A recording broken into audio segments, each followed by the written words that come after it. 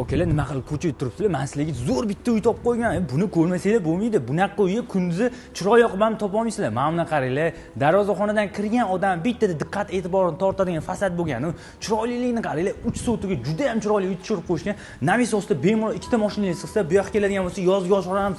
Qozon, o'choq, barbekü zonalarigacha. Uyi fasadini qaranglar. Kirgan odamga kulib turibdi. O'rtada mana shunaqangi ziloniy zona, avtomatik paliflariga olgan odam atrgul rayhonlarni olib, mini landshaftli zona qo'ysa bo'ladi. Shaxsan menga juda ham yoqdi. Yaxshilab joylashib, bitta yurachan qizartirib qo'yasizlar. Biz bo'lmasam bu go'zallikka sayohat qilamiz. Bu esa bizning uyimizga kirib kelish hol qismi. Mana buni qaranglar. Hol bo'lsa shunaqa bo'lsin deb bizning o'zbeklarga kirishinglar bilan katta hol bo'lsa yoqadi-yu. Bu yoqqa keladigan bo'lsa, mana shunaqangi oshxonamiz, oynalari hovliga ham tashqari tarafga qarab turgan kenggina oshxona. Xo'p. To'g'ri keladigan bo'lsa, bizning mehmonxonamizni qaranglar. Haqiqiy professional o'z ishini mutaxassis ishlaganligi shundoqqina namoyon tiagalarni qarang. Juda ham chiroyli chiqqan.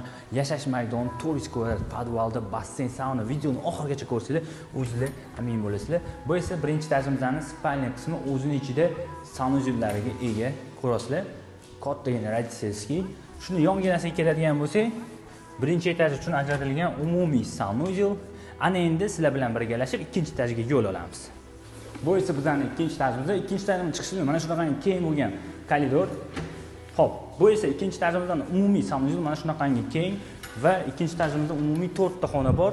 Birinchi xona bolalar yotoqxonasi, oynalari ham bor. Ko'rasizlar kengligini. Shuni yonginasida xuddi shunaqa razmerdagi yana bitta xona bo'pti. Remontlarni ko'rasizlar, juda ham chiroyli qilingan va bu yoqdan to'g'ridan-to'g'ri balkonga chiqsanglar bo'ladi. Tog'li ko'rinadi. O'zingizlar ko'rib amin bo'lasizlar. Xo'p, yana bitta oxirgi xonamiz va ana endi sizlar bilan birgalashib master spalniyaga o'tamiz. Master spalniyamizning o'zining ichida garderobnisi bor va sanuzeliga ega. Xonamizni ko'rasizlar, kengligini. Podvalga to'xtaladigan bo'lsa, olgan odam bemalol kladovka, kinozona qilib olsa ham bo'ladi.